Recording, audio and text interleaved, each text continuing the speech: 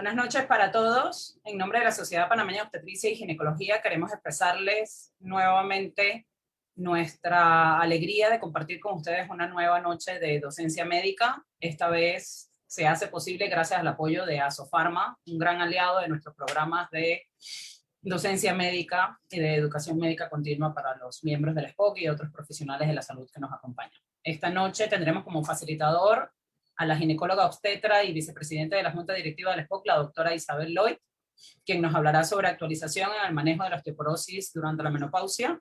Antes de comenzar, quiero cederle la palabra al doctor Jaime Sánchez, presidente de la Junta Directiva, para unas breves palabras de bienvenida.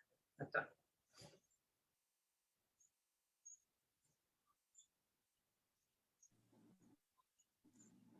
Bueno, buenas noches a todos, primeramente. Bienvenidos a una nueva sesión docente de la Sociedad Panameña de Obstetricia y Ginecología. Esta noche, pues, con una expositora de alto nivel como lo es la doctora Isabel Lloyd, que nos va a tratar un tema, pues, interesantísimo. Muchos de nosotros, pues, ya estamos en una etapa en la cual estamos creciendo con nuestras pacientes. Y el tema que va a dar la doctora Lloyd solamente que va mucho de la mano con lo que es la atención que le debemos dar a nuestras pacientes. Quiero agradecer a Asofarma, nuestros amigos de Asofarma que siempre están de la mano de nosotros, apoyándonos con lo que es la educación médica continua. Y pues siempre sepan que tienen en la Sociedad Panameña de Obstetricia y Ginecología pues un aliado con quien contar en lo que respecta a darle educación médica a nuestros miembros. Así que quiero reiterarles la bienvenida a este webinar y espero que lo disfruten. Hasta luego. Gracias, doctor. Bueno, sin más, vamos a darle paso a la doctora Isabel Lloyd con su presentación. También les voy a compartir pantalla. Doctora, queda el micrófono disponible para usted.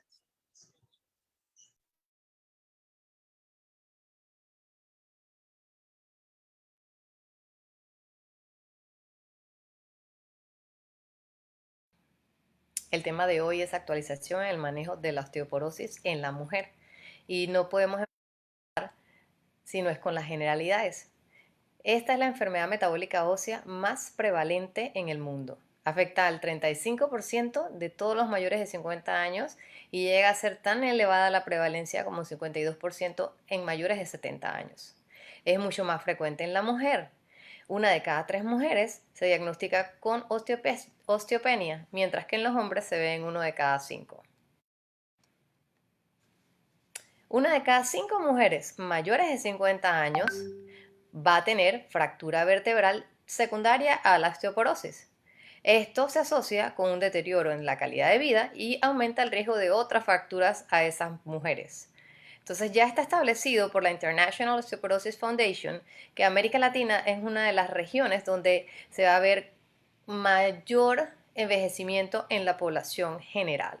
Esto implica que nos tenemos que preocupar por patologías crónicas como lo es la osteoporosis. En la Unión Europea y Estados Unidos diagnostican osteoporosis en un 30% de todas las mujeres posmenopáusicas. Para el 2010 había 24 millones de personas mayores de 50 años en Estados Unidos ya con este diagnóstico. Más del 40% sufrían de fracturas por fragilidad en algún momento de su vida. Lo que quiere decir que es un problema de salud pública. El costo llega a ser hasta de más de $2 millones por persona enferma. Y como vemos, no es solamente un problema a nivel de los países en desarrollo, el cambio en la pirámide poblacional. También nosotros aquí en Panamá estamos cambiando la pirámide. Ya tenemos mayores números de personas dentro de la población de la tercera edad o ancianos mayores y ya no son tan pequeños como eran antes.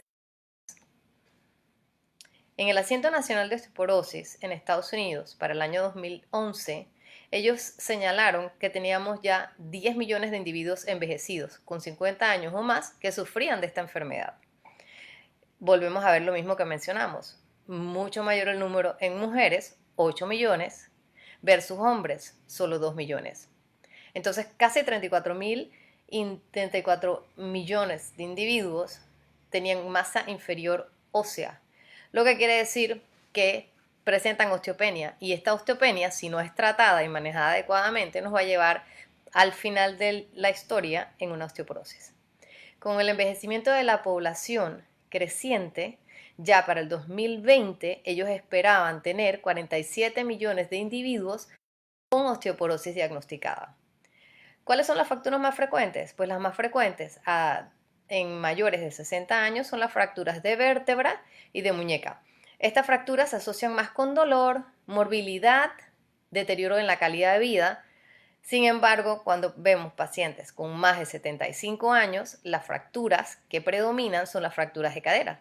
Entonces, estas, claro, tienen también asociada el dolor, la morbilidad y el deterioro en su calidad de vida, pero ya estamos hablando que se asocian más con mortalidad de esa persona. Un anciano o una persona de la tercera edad, adulto mayor, que en algún momento de su vida ya avanzada era independiente, podía movilizarse y hacer diferentes cosas, ya ahora se encuentra limitado, que no puede hacer las cosas básicas en su casa, como es aseo, alimentación y demás, sino que ya va a depender por un tiempo de que algún otro cuidador lo asista.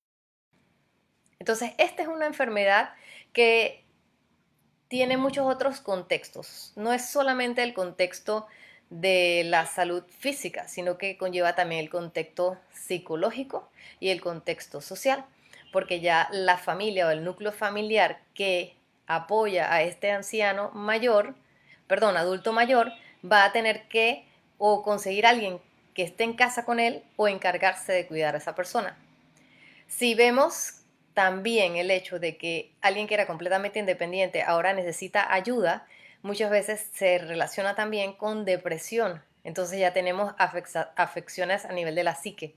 Entonces es una enfermedad que no es tan sencilla y que está ligada a otros puntos. ¿Qué es la osteoporosis? Pues es una enfermedad crónica, es la enfermedad de los huesos, como dicen algunas personas en la calle, es una enfermedad esquelética, sistémica, o sea, se ve a lo largo de todo el esqueleto, crónica, que se caracteriza por la pérdida de la masa ósea, y esto va a dar lugar a que la microarquitectura del hueso no sea como era antes.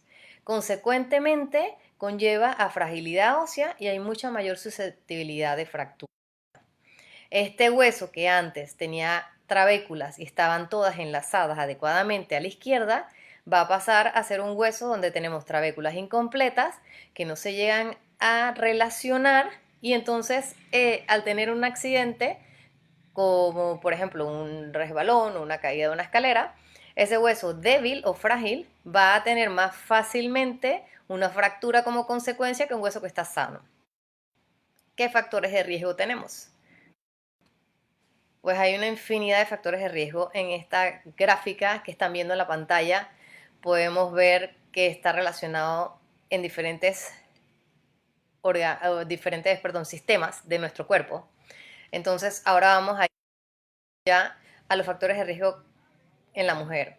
Pues los más frecuentes o el que manejamos día a día nosotros es el déficit de estrógenos, ya sea por una menopausia, por una oforectomía, o en esas chicas que cursan con anorexia nerviosa, bulimia, que hacen ejercicio excesivo y tienen cuadros de amenorrea prolongada. También se ve en los hombres con problemas hormonales, como el hipogonadismo con bajos niveles de testosterona. Tenemos asociado además factores dietéticos, una dieta baja en calcio, el tabaquismo es fatal, consumo excesivo de alcohol, café o té. Esto sí me dolió, el consumo excesivo de café, pero bueno. ¿Qué más? Tenemos también la falta de ejercicio de resistencia y el levantamiento de peso. La estructura ósea y el peso corporal. Personas muy pequeñitas y delgaditas usualmente tienden a tener un esqueleto mucho más débil y frágil. La falta de luz solar. Hay gente que dice, pero vivimos en el trópico, Isabel, o sea que hay luz en exceso. Y realmente nos preocupamos tanto por protegernos con la crema con bloqueador, con los cosméticos que tengan bloqueador solar, que realmente al final lo que tenemos muchas veces es déficit de vitamina D. Entonces eso tenemos que tenerlo en mente también. La raza, pacientes blancas, pacientes asiáticas, van a tener mucha más facilidad de padecer de esta enfermedad. Otra cosa que tenemos que tener en mente, como conocemos a nuestras pacientes, debemos estar claros de que esa paciente que usa estos medicamentos por tiempo prolongado también puede presentar osteoporosis. Glucocorticoides, pacientes con lupus que están manejadas con glucocorticoides por largo tiempo, esa paciente tiene mucha mayor predisposición de presentar osteoporosis. Pacientes que utilizan inmunosupresores como el metotrexate, la ciclosporina, pacientes que están en quimioterapia. ¿Qué otros factores de riesgo? Pacientes que toman anticonvulsivos, diuréticos de asa, otros medicamentos que contienen aluminio, como los antiácidos, el exceso de hormona tiroidea se ve relacionado con la osteoporosis.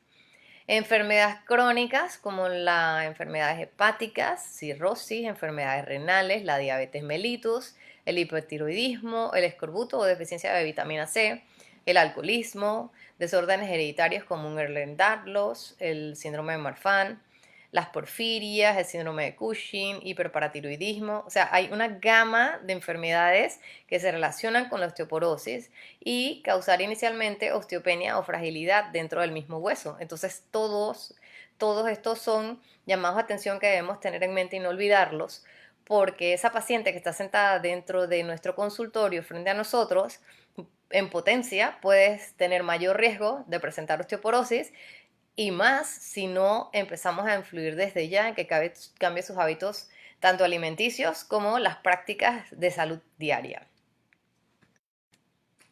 ¿Cuál es la fisiopatología de la osteoporosis? Pues nosotras las mujeres tenemos el beneficio de los estrógenos.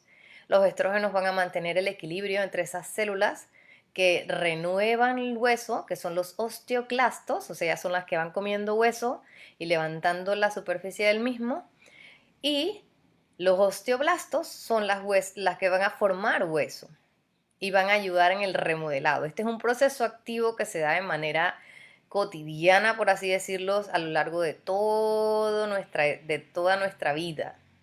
Al tener esa disminución en los estrógenos, ya sea de forma natural por la menopausia o porque se tuvo que realizar una osterectomía, ¿qué va a pasar? Los osteoclastos se activan, van a producir el modelo de resorción ósea acelerada, pero no tenemos nada que nos vaya a formar hueso.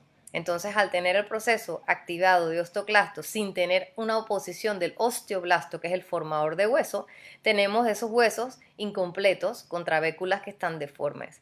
Y todo esto va a llevar a la fragilidad. Aquí está un poquito más sencillo de ver. Tenemos diferentes hormonas, factores de crecimiento, citoquinas van a estimular formación ósea.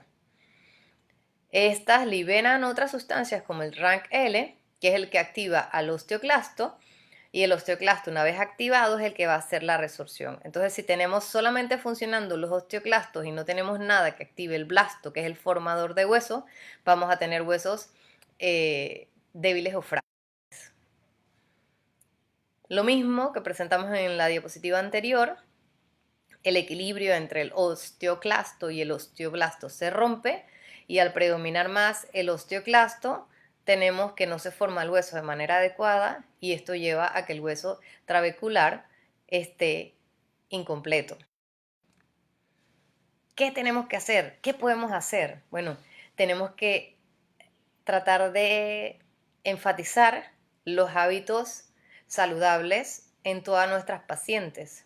El pico de masa ósea se va a crear entre los 30 y los 35 años.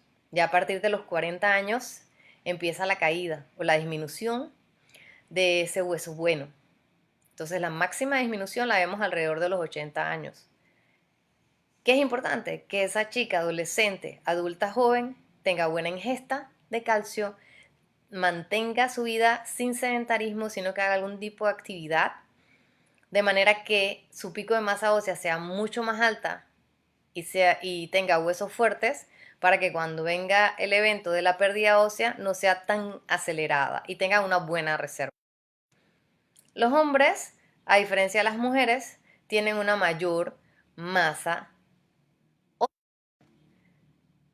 Si bien las mujeres están pintadas en azul, los hombres están pintados en hueso. Las mujeres tenemos el efecto protector de los estrógenos, pero una vez que nos cae la menopausia, ya allí predomina la resorción ósea más que la formación. Entonces es por eso que ven la caída después de los 50 años, 60 años realmente, es mucho más abrupta que en el caso de los hombres. Los hombres la caída sigue siendo más paulatina y lenta. ¿Cómo vamos a diagnosticar la osteoporosis? Tenemos diferentes cosas que nos ayudan, pero el estándar de oro sigue siendo la densidad mineral ósea. Si tenemos una densidad mineral ósea igual a menos 2.5 desviaciones estándar de la masa ósea promedio para una adulta de 20 años, entonces este hace el diagnóstico de osteoporosis. ¿Cuál es el estándar de oro? La densitometría ósea axial. Dentro de nuestras normas de la República, en el capítulo 3 de Salud Femenina, parte de los seguimientos en las pacientes de 60 años a 74 años está incluido que se realice la densitometría ósea axial. Si la paciente tiene riesgos de fractura, entonces debemos empezar con la densitometría antes de los 60 años, si tiene uno o más factores de riesgo. ¿Cuáles son los factores de riesgo? Los mencionamos anteriormente, están escritos en la norma. Índice de masa corporal bajo, fractura previa por fragilidad, antecedentes de fractura de cadera en los progenitores, tratamiento con glucocorticoides, tabaquismo actual, consumo de alcohol, y estos son 3 o más unidades al día, artritis reumatoidea por la prednisona, si se acuerdan la mencionamos anteriormente, y otras causas secundarias de osteoporosis en la mujer posmenopáusica con antecedentes de fractura. Entonces, esa paciente se le debe dar seguimiento con el mismo estudio, una densitometría ósea axial, que es la conocida DEXA. ¿Cómo hacemos el diagnóstico de la osteoporosis? La densitometría o el Dual Energy X-ray Absorptiometry podemos hacerlo también por medio de marcadores metabólicos o marcadores del recambio óseo, es un poquito más tedioso, los tenemos en nuestro país. Y podemos hacerlo también por medio de rayos X, pero pues ya cuando hicimos rayos X lo que vamos a identificar son fracturas vertebrales. O sea, ya la pérdida estaba, ya tenemos el problema de que nos está dando consecuencias. Existe hoy en día, y desde hace un par de años atrás, el FRAX. El FRAX es una herramienta que en este momento la tenemos digital, que nos va a ayudar para predecir cuál es el riesgo de fractura en esa paciente que tenemos sentada frente a nosotros. Es súper amigable. Aquí está lo que ustedes van a ver en pantalla cuando lo abran. Lo pueden hacer desde su celular. Allá abajo está la dirección electrónica en la diapositiva anterior. Va a poner de qué país es, cuál es la edad de la paciente, si es el sexo, en el caso de nosotros, pues creo que solamente vemos mujeres, el peso, la estatura, si ha tenido fracturas previas, si los padres tenían fractura de cadera, si la persona es activa, si usa glucocorticoides, si sufre de artritis reumatoidea, si tiene una osteoporosis secundaria, si tiene consumo de alcohol o no. Y entonces en la página siguiente podemos ver específicamente cuáles son las respuestas o nos explica un poco mejor cómo llenar la herramienta. Finalmente, esta herramienta nos va a dar si la paciente tiene riesgo de tener una fractura y qué tan alto es el riesgo de fractura. En el caso de fracturas previas, es una situación especial que se produce en pacientes que tienen antecedentes de fractura vertebral. Una fractura detectada únicamente con radiografía cuenta como fractura previa. Entonces, esto tiene un peso bien grande. También es infraestimada en el caso de fracturas múltiples y eso hay que tomarlo en cuenta. En el caso del tabaquismo, el alcohol y los corticoides, son factores de riesgo que parecen tener un efecto dependiente de la dosis. Mientras mayor sea la dosis, mayor será el daño a la estructura trabecular de ese hueso. La artritis reumatoidea es un factor de riesgo de por sí para fracturas, Por el contrario, la osteoartritis es un caso completamente diferente y va a ser protector de hueso, a diferencia de la artritis reumatoidea. Entonces, ¿qué tenemos más adelante? El riesgo de fractura. Esa es la dirección para el FRAX, que es la herramienta que les mostré hace poco. Si no la vieron en la primera diapositiva, pueden escribir esta y guardarla para utilizarla en el consultorio o en la clínica. ¿Cuáles son las recomendaciones que debemos dar a todas esas pacientes que entran al consultorio y tienen, o aún les digo yo, ni siquiera que tengan factor de riesgo? Pacientes que entran y parte de las recomendaciones que les debemos dar en esos 5 minutos es las que siguen. Si la paciente ya tiene fracturas vertebrales, prevenir las fracturas subsiguientes. Si tiene una osteoporosis inducida por medicamentos, ojo, conversar con el médico que lleva esta patología y ver si hay alguna forma de utilizar dosis más bajas.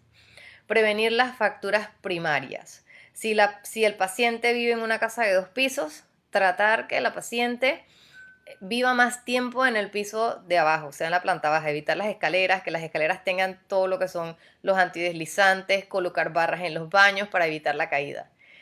Puedes tener una osteoporosis, pero ¿qué necesitamos para poder que ese hueso se rompa? Accidentes, caídas, resbaladas. Si yo tengo osteoporosis, pero tengo el cuidado, tengo una casa adecuada y yo no golpeo esos huesitos frágiles, el huesito no se va a romper así por así. ¿Qué otras recomendaciones? Nutrición y ejercicio. Que la paciente coma adecuadamente todas sus vitaminas y minerales que necesita y que realice actividad diaria. No le estamos diciendo que tiene que correr una maratón. Realmente la recomendación es realizar ejercicios tipo tai chi, yoga, pilates, unas 3 o 4 veces a la semana que duren 20-30 minutos.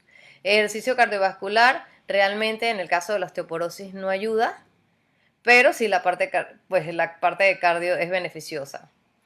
Educar a todos los profesionales al respecto de la osteoporosis y la osteopenia. Educar al público y hacer una concientización pública también. O sea, si el público no conoce los riesgos, no va a hacer cambios en su estilo de vida.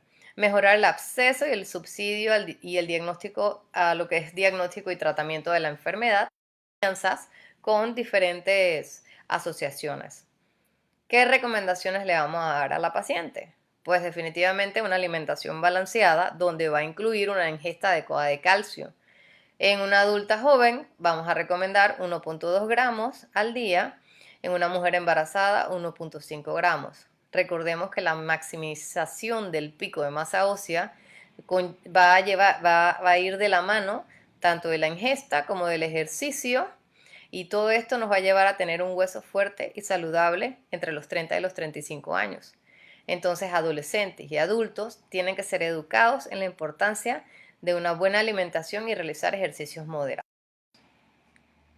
Vamos a corregir esos factores de riesgo que ya mencionamos: vida sedentaria, consumo de alcohol, consumo excesivo de cafeína, fosfatos, cese del cigarrillo, practicar de manera habitual ejercicios de forma moderada, caminar también es aconsejable.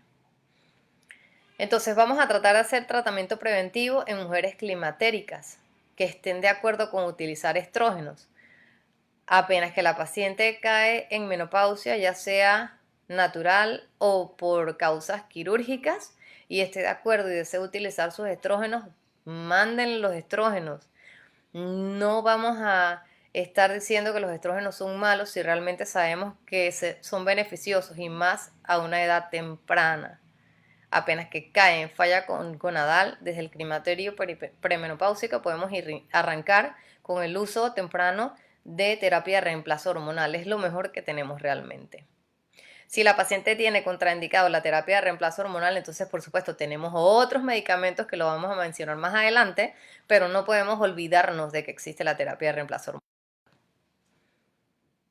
Existe el International Osteoporosis Foundation, un Global Patient Charter. Esto es una sugerencia que hicieron ellos, donde tanto las pacientes como las diferentes sociedades se comprometen o hacen una especie de pacto para tratar de buscar el beneficio para todos los que padezcan de esta enfermedad. Entonces, ¿a quiénes vamos a tratar? Aquí les traje una diapositiva muy curiosa porque engloba diferentes asociaciones del mundo. Tenemos a la Asociación Española para el Estudio de la Menopausia, a la Sociedad Española de Investigación Ósea del Metabolismo Mineral, al American College of Obstetrics and Gynecologists, al National Osteoporosis Guideline Group y al American Association of Clinical Endocrinology. O sea, son diferentes especialidades de asociaciones donde todas están de acuerdo en que vamos a tratar a pacientes que tengan fractura previa. Vamos a tratar a pacientes que tengan un score en la DEXA menor de menos 2.5. Y entonces, en el caso de pacientes con osteopenia, la Asociación Española para el Estudio de la Menopausia sí está de acuerdo que pacientes con osteopenia y presencia elevada de riesgo de fractura deben utilizar tratamiento médico. La Sociedad Española de Investigación Ósea del Metabolismo Mineral considera que van a tratar a aquellas personas donde el FRAX le da riesgo mayor del 30% en cadera o del 20% vertebral. La ACOG está de acuerdo con lo mismo que señalan en la Sociedad Española del Metabolismo Óseo. El National Osteoporosis Guideline Group también mantiene los mismos porcentajes de riesgo de fractura de cadera y de fracturas de cuerpos vertebrales. Entonces, la Sociedad Española de Estudios de la Menopausia es la única que establece o recomienda iniciar tratamiento en pacientes que tengan osteopenia y factores de riesgo para osteopenia. ¿Qué tenemos en el mercado? Este es un cuadro que me parece a mí que está espectacular. Aquí tenemos los bifosfonatos, los SERM, que son los selectores de los receptores de hormonas estrogénicas, el ranelato de estroncio y el denosumab. Adicional a los grupos generales de fármacos, tenemos cuál es específicamente el fármaco. Vamos a ver primero los bifosfonatos, luego vemos los SERM, luego el ranelato y el denosumab finalmente. Tenemos que todos estos medicamentos son efectivos tanto en nivel vertebral, todos. Sin embargo, a nivel de la cadera, el ivandronato y el raloxifeno no son efectivos a nivel de cadera, ellos solamente a nivel vertebral. Entonces, si tenemos una paciente que tiene osteopenia con factores de riesgo, pero no tenemos riesgo para fractura de cadera, sino solamente vertebral, podemos manejar cualquier medicamento. Sin embargo, si tenemos alguna paciente que el riesgo para fractura de cadera es más alta, pues obviamente no vamos a elegir ni los selectores de los de receptores estrogénicos ni el ivandronato, porque ellos no tienen acción realmente a nivel de cadera. Entonces, aquí tenemos que se van a administrar de manera distinta. Algunos son administración diaria, otros semanal, otros son mensuales, hay anual y hay semestral. Tenemos las contraindicaciones. A nivel de lo que es bifosfonatos, básicamente las contraindicaciones es cualquier alteración gastrointestinal e insuficiencia renal por toda la farmacocinética del mismo medicamento y porque de por sí ellos causan alteraciones gastrointestinales, o sea, afectan mucho lo que es el estómago, la gastritis. En cuanto a los SERM, toda paciente que tenga riesgo de trombosis venosa profunda ya está contraindicado el uso de los SERM. Y pacientes con riesgo cardiovascular también proscribe utilizar el ranelato de estroncio. Efectos secundarios importantes que cuando se presentan hay que suspender el tratamiento. Para los bifosfonatos, todos tenemos fracturas atípicas, osteonecrosis más que nada a nivel de lo que es mandíbula y alteraciones gastrointestinales. Entonces, si tenemos alguno de estos efectos secundarios en pacientes, hablemos de los de tracto gastrointestinal, podríamos utilizar entonces uno de los que son parenterales, ya sea el subcutáneo o el que va intravenoso. Lo vamos a ver más adelante. ¿Qué efectos secundarios tenemos con los SERM? Pues básicamente los bochornos. Y con el denosumab está establecido que podríamos presentar algún problema a nivel de lo que es osteonecrosis. Pues tenemos que los bisfosfonatos se unen al hueso y van a inhibir a los osteoclastos en la superficie ósea, lo que quiere decir que no vamos a tener la resorción descontrolada y vamos a tener formación de hueso. Todos los bisfosfonatos entran en la matriz mineral ósea y van a durar más tiempo allá dentro de la matriz. El alendronato se administra por vía oral, puede ser en dosis diaria o dosis semanal. Este está disponible en presentaciones también asociadas con la vitamina D. Actualmente el alendronato es el medicamento de primera elección para la prevención y tratamiento de osteoporosis debido a su probada eficacia y al bajo costo de la misma. Además del alendronato tenemos el risendronato, el cual se administra por vía oral también de manera diaria, semanal o 2 días consecutivos una vez al mes. El ivandronato está disponible en dosis mensual oral de 150 miligramos en tabletas o dosis intravenosa trimestral de 3 miligramos. Tenemos además para vía de administración parenteral el solendronato, cuya administración IV se hace una vez al año.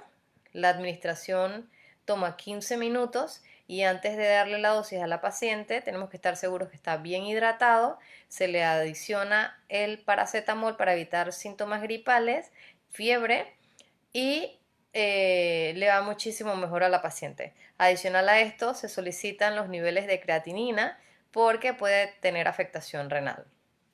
Se utiliza como un tratamiento alternativo para estas pacientes que no toleran la vía oral y tienen una alta altura.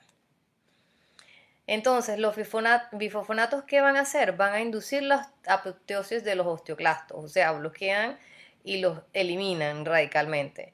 Estos medicamentos se almacenan dentro de la matriz mineral, lo que quiere decir que van a seguir funcionando o trabajando aún después de que la paciente haya terminado de utilizar o ingerir este tratamiento. ¿Qué efectos adversos tenemos ya reportados dentro de los bifosfonatos? Pues los efectos adversos más frecuentes son los gastrointestinales, náuseas, vómitos, dispepsia, dolor abdominal y erosión esofágica. En el caso de los medicamentos de administración intravenosa, tenemos reportado fiebre, síntomas pseudogripales y reacciones en la zona de administración, así como alteraciones a nivel renal. Efectos graves reportados que hacen que tengamos que suspender el tratamiento con los bifosfonatos son 3. Osteonecrosis de la mandíbula, fracturas atípicas del fémur a nivel subtrocantérico o de la diáfisis y cáncer de esófago. Apenas que se presenta cualquiera de estos efectos graves, hay que suspender el tratamiento con los bifosfonatos. Los SERM o estimuladores selectivos de los receptores de estrógeno tienen un efecto agonista sobre el receptor de estrógeno a nivel del hueso, del cerebro y de la mama, lo que va a llevar a la disminución de la resorción ósea. También, pues por ende, reduce los marcadores bioquímicos asociados con la menopausia y la osteoporosis y aumenta la densidad mineral ósea. Se administran por vía oral en dosis de 60 miligramos por día y va a disminuir el riesgo de fracturas vertebrales y también fracturas fracturas no vertebrales, y es lo que arrojó el estudio del Moore. Los efectos secundarios de los SERM más frecuentes son sofocos, síntomas gastrointestinales, síndrome gripal y aumento de presión arterial. Es conocido también el aumento en el riesgo de trombosis venosa profunda, 2 a 3 veces mayor que en la población general que no los utiliza, igual que nos ocurre cuando la paciente está utilizando estrógenos, por lo que no recomendamos la utilización de los SERM ni los estrógenos en cualquier paciente que tenga riesgo elevado de enfermedad tromboembólica. Las pacientes que están tratadas con raloxifeno, se les debe insistir en que eviten factores de riesgo controlados, como lo son el tabaco, la inmovilización prolongada y otros de los que mencionamos anteriormente. ¿Cuándo están contraindicados los SERM? En toda mujer que pudiera quedar en embarazo. Solo lo vamos a utilizar en mujeres postmenopáusicas. En aquellas mujeres con antecedentes pasados o actuales de episodios de trombosis venosa. En mujeres con insuficiencia hepática o insuficiencia renal. Y en aquellas que tienen sangrado uterino inexplicable. El otro grupo de medicamentos es el ranelato de estroncio. Este va a actuar por dos vías, tanto incrementando o estimulando la formación ósea como disminuyendo la resorción del hueso. Este medicamento tiene la capacidad de reducir la resorción ósea, disminuyendo la diferenciación de los osteoclastos, que son los que destruyen hueso, y aumentando la formación del hueso porque aumenta la capacidad osteoformadora de los blastos y también en la síntesis de colágeno va a promoverla.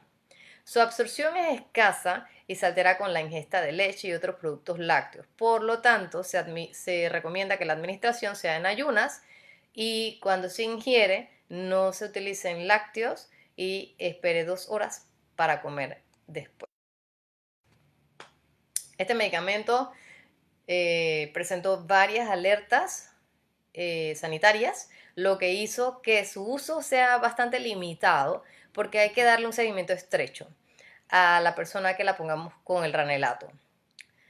En el 2007 se previno sobre la aparición del síndrome de DRESS, Drug Rash with Eosinophilia and Systemic Symptoms, y en el 2012 se encontró que había un aumento en el riesgo de tromboembolismo venoso y en el 2014 se encontró un aumento de riesgo vascular, lo que hizo que la Agencia Europea de Medicamentos limitara su utilización o le hiciera restricciones adicionales a cuándo la vamos a utilizar y que la misma sea monitorizada estrechamente.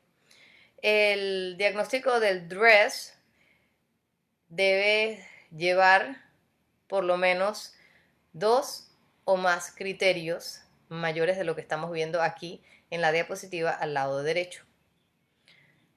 Exantema maculopapular de más de 3 semanas, síntomas clínicos prolongados, 2 semanas después de ingerir el fármaco, fiebre mayor a 38 grados, anomalías en las pruebas de función hepática, específicamente la alaninoaminotransferasa, leucocitosis o leucopenia, leucocitosis mayor de 11.000, linfocitos atípicos, eosinofilia por arriba de 1.5, linfoadenopatías o reactivación del virus del lupus tipo 6. Del virus del herpes humano tipo 6. Y entonces la última estrella que tenemos dentro de la carpeta para manejar osteoporosis es el denosumab. El denosumab es un anticuerpo monoclonal meramente humano, el cual va a trabajar de una manera muy específica. El denosumab es un antirresortivo, se utiliza de manera subcutánea cada 6 meses. Ha demostrado que disminuye el riesgo de fracturas vertebrales en un 68% y fracturas no vertebrales hasta en un 20%, incluida la fractura de cadera, que cae en un 40% cuando se utiliza por 3 años el denosumab. Esto fue demostrado en el estudio del Freedom. Entonces, ¿cuál es el detalle con el denosumab? Que es bastante costoso, pero funciona muy bien y su indicación para el tratamiento es en aquellas pacientes posmenopáusicas, hombres o mujeres que tienen un alto riesgo de fractura donde los bifosfonatos están contraindicados. Entonces el denosumab, siendo un anticuerpo monoclonal, se va a adherir a nivel del RANK y va a hacer que no se activen los osteoclastos. Al no activarse los osteoclastos, no tenemos la parte resortiva del hueso, lo que hace que el hueso mejore y crezca más. ¿Cuánto tiempo vamos a utilizar estos medicamentos? Los medicamentos del grupo de los bifosfonatos, todos se les recomienda tener vacaciones terapéuticas. La duración de la utilización para el alendronato son 10 años, se para a mitad del tiempo y se puede descansar por 1 año. Para el risendronato son 7 años de tratamiento y se suspende a los 3 años, se descansa 1 año y luego se retoma de nuevo. El imvandronato son 5 años y a los 3 años se descansa, y el ácido solendrónico son 6 años y se descansa a mitad de tiempo, que sería a los 3. Para el caso de los SERM y el denosumab no hay que hacer descanso, ellos se pueden utilizar de manera continua, por 8 años el SERM y hasta por 6 años el denosumab. Este es un cuadro donde tenemos resumido todo lo que hemos mencionado aquí, cuál se utiliza en osteoporosis, cuál se utiliza cuando ya tenemos osteoporosis establecida, quiénes tienen efectos sobre el riesgo de fractura vertebral, quiénes tienen efectos sobre el riesgo de fracturas no vertebrales, y también tenemos cuáles son las drogas más efectivas que otras. Y finalmente, pues, ¿qué sucede con el remodelado óseo y la densidad mineral ósea, así como el riesgo de fractura cuando interrumpimos los fármacos que estamos utilizando para tratar la osteoporosis? Todos los fármacos empleados para tratar la osteoporosis tienen efectos reversibles. O sea, cuando se suspende el tratamiento, va a suspenderse el efecto a nivel de la densidad mineral ósea, algunos en tiempos variables. Los bifosfonatos tienen la reducción más lenta de su efecto debido a que se incorporan en la matriz ósea, lo que quiere decir que son los que van a tener el efecto más prolongado aún después de haber terminado el tratamiento con los mismos.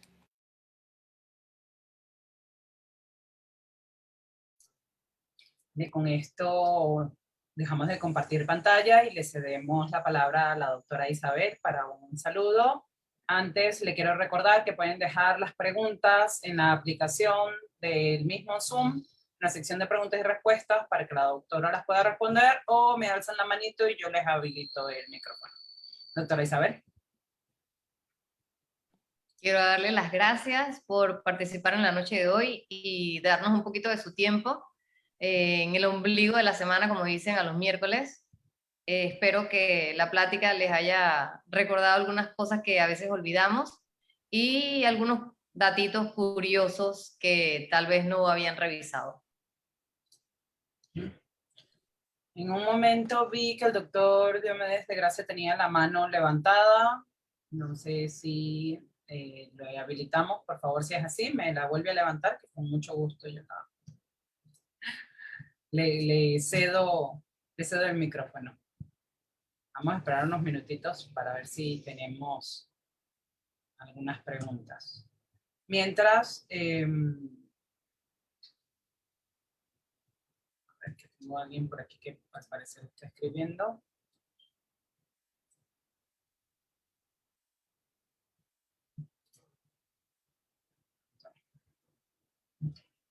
Bueno, así que vamos a cederle mientras la palabra a la licenciada Priscila Frago, representante de Asofarma, quien nos apoya hoy en esta jornada docente.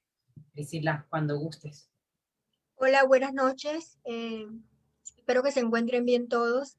Primero que todo, darle las gracias a la Sociedad de Ginecología y Obstetricia por darnos la oportunidad de participar esta noche en su reunión virtual mensual. Quiero presentarles primero también darle las gracias a la doctora Isabel Loy por la excelente charla que nos brindó.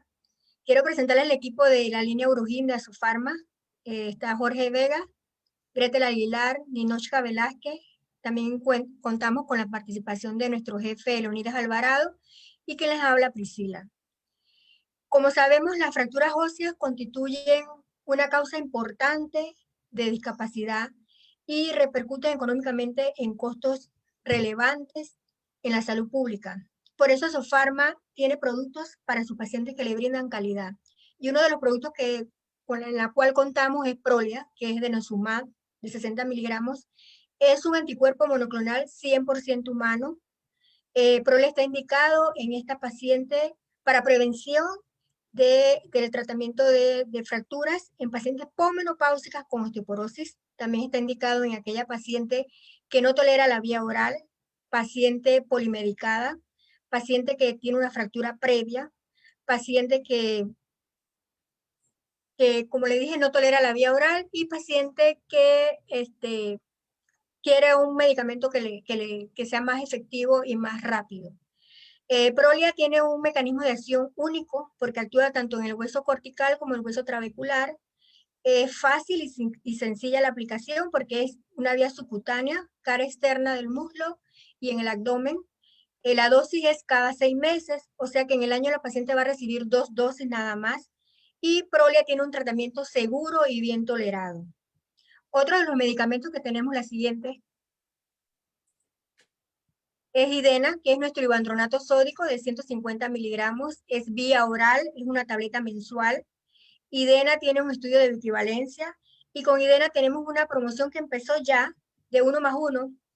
Así que quiero decirles, doctores, que si tienen la oportunidad o les exhorto a que tengan experiencia con IDENA o Prolia, pueden contar con el apoyo de nosotros, nos pueden llamar, nos pueden mandar mensajes, nosotros con gusto podemos ayudarlo en conseguir el medicamento IDENA y Prolia. Quiero también presentarle una cápsula educativa que habla todos los beneficios que le brinda IDENA y Prolia a sus pacientes. Y nuevamente darle las gracias por la atención brindada. La cápsula educativa.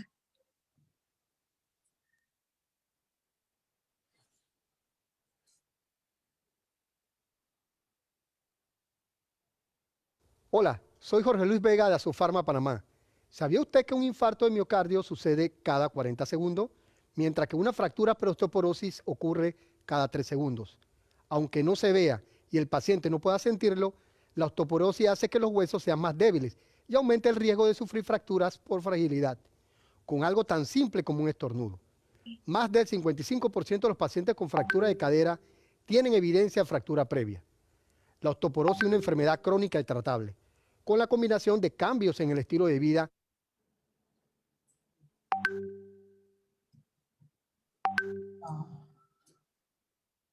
Permítame un minuto que me dicen que no arranca. Vamos a probarlo. Sí, no sé. Ajá.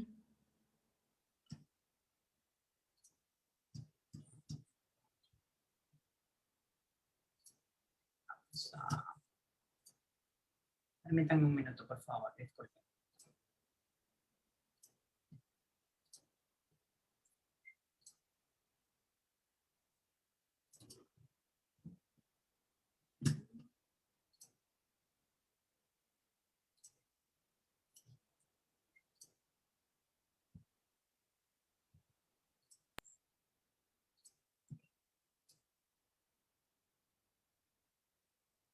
Hola, soy Jorge Luis Vega de Asofarma Panamá. ¿Sabía usted que un infarto de miocardio sucede cada 40 segundos? Mientras que una fractura por osteoporosis ocurre cada 3 segundos. Aunque no se vea y el paciente no pueda sentirlo, la osteoporosis hace que los huesos sean más débiles y aumenta el riesgo de sufrir fracturas por fragilidad. Tenemos un problema técnico, por algún motivo no me lo está transmitiendo. Priscila, no sé si lo quieres compartir tú desde tu máquina.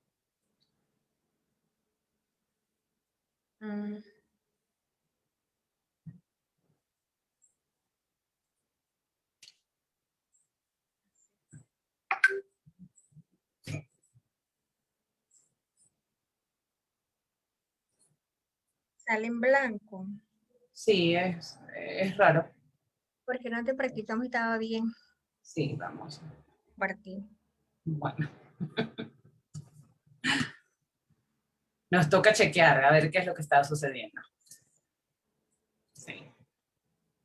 No, volvemos a abrir el espacio para sesión de preguntas. Doctora Loy, una pregunta que me están haciendo llegar por redes. Redes sociales, bueno, tenemos colectivos médicos y colectivo no médico. Me preguntan que si los medicamentos a los que usted a los que hace referencia se pueden conseguir en la farmacia sin receta y si debe ser consumidos conjuntamente con calcio. Sí, el calcio y la vitamina D se recomienda que siempre estén dentro de la dieta de cualquier mujer. Realmente eso es un must, o sea, siempre tiene que estar ahí de la mano. Por eso yo les recomiendo que se tomen por lo menos una pastilla de multivitamínico al día a todas las mujeres que van a consulta. Para el caso de los medicamentos, si echamos un poquito el tape para atrás y recuerdan, comenté que hay algunos que tienen efectos adversos graves. Entonces, este no es un medicamento que tú vas a ir a comprar como si fuera una Tylenol o un ibuprofeno. Lo ideal es que tenga seguimiento por parte de algún médico que sepa cuáles son los datos de alerta y que esté pendiente de cómo de cómo va durante el tratamiento y le haga el seguimiento también con su densitometría. No debe tomarse a la libre, o sea, es un medicamento que debe ir con seguimiento médico también. Gracias, doctora. Bueno, dado que no hay preguntas, le cedo la palabra a la doctora Lois para un mensaje de cierre y posteriormente a Priscila para unas breves palabras de despedida. Tenemos por aquí preguntas, sorry, ya iba a cortarle la cabeza a alguien. Leonardo Mendoza nos pregunta si existe algún signo o síntoma que pueda orientar que existe deficiencia de vitamina D. Realmente signos o síntomas no tenemos. Muchas veces lo pesquisamos es cuando mandamos el control de laboratorios. Entonces, por eso les comenté que aquí en Panamá, como decimos que tenemos tanto sol, es raro que se mande la vitamina a medir los niveles de vitamina D. Y deberíamos tomarlo ahora y hacerlo de manera no habitual, como quien dice todos los meses, pero sí por lo menos una vez al año, una vez cada 2 años. Y recordar que tenemos también vitamina D para darle como suplemento a la paciente. El doctor Alejandro Smith nos deja un comentario por aquí. Muy buena conferencia, de gran ayuda. Fue un gusto escucharla. Gracias, Ale.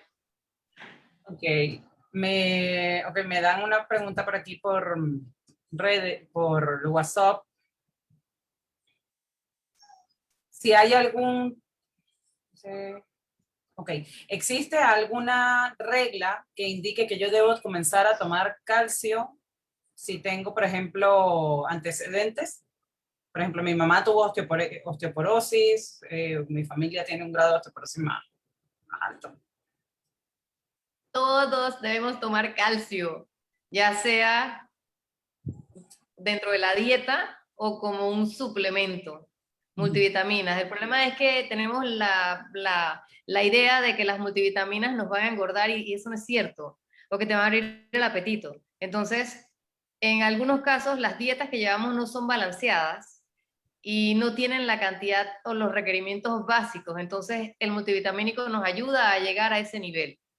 El calcio deberíamos tomarlo siempre, desde que estamos jóvenes, porque como vimos en el tercio de la plática, el pico de masa ósea lo vamos a crear entre los 20 y los 30. Entonces, si estamos empezando a tomar calcio a esta altura, como yo, bueno, ya yo estoy bien vieja, ¿no? Pero para los que están más jóvenes, si empiezan a tomar calcio a los 40, pues les va a ayudar, pero ya no nos va a ayudar a que tengamos una buena reserva, porque ya la reserva se hizo. Entonces el calcio debe formar parte de una dieta diaria. Es muy bueno los comerciales que hacían antes con la leche, te da huesos fuertes y sanos, pues es cierto. El calcio tiene que ir siempre, siempre. El calcio y pues obviamente la vitamina D, si no queremos estar tomando tantas pastillas, porque ahora todo el mundo quiere irse a lo natural, entonces consumamos productos lácteos si no tienes intolerancia y cuando veas que está el sol allá afuera, con que te pongas 20 minutos con los antebrazos mirando hacia el sol, por lo menos una vez a la semana, con el sol que tenemos tropical aquí, es suficiente para que mantengas buenos niveles de vitamina D. Pero debe estar dentro de la dieta diaria, es lo que les quería decir. A toda edad, o sea, no solamente cuando pasamos de los 50 ni de los 60, siempre debemos consumirlo. Y si no lo consumimos de manera natural, pues llevar el suplemento. Okay. Doc, la misma persona me dice, ¿y qué pasa si estuviste embarazada? Entendiendo que hay un gasto o una afectación de ese calcio por parte del producto. Bueno, las recomendaciones durante el embarazo son 1.5 gramos, 1500, en vez de 1200, que es el requerimiento normal para una adulta, una mujer adulta. Entonces, si no se le dio el suplemento adecuado durante el embarazo, debería consumir un poquito más o medir los niveles, ¿no? Listo, gracias, doctora. Bueno, con esto cerramos. Priscila, no sé si quieras despedirte. Un mensaje final. Tienes el micrófono apagado. Darles las gracias nuevamente y exhorto a los médicos a que tengan la experiencia con Idena o Prolia. La verdad que no hay que darle la espalda a la osteoporosis. Así que buenas noches. Bueno, quiero darle las gracias a las dos por acompañarnos. Quiero pedir disculpas por las fallas técnicas. Me toca revisar un poquito qué sucedió allí.